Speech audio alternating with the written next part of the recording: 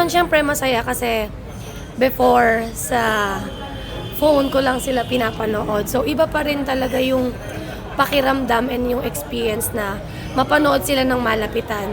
Kumbaga, kung sa TV nga or sa phone, talagang nakaka-starstruck na. Lalo na kanina, halos nag-goosebumps talaga ako every time na may play, kaya naglalaro sila. So, yun, I'm very happy lang na na-experience ko yung ganito.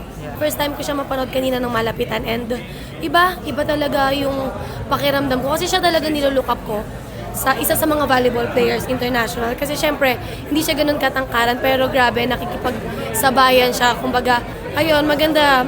Hindi ko ma-explain talaga eh. Basta sobrang fulfilling lang siguro para sa akin. Syempre, kasi as a volleyball player, kailangan yung nilolook up ko din, hindi lang ako dito nagsa-stop. I mean, sa kung ano yung nakikita ko dito sa Pinas.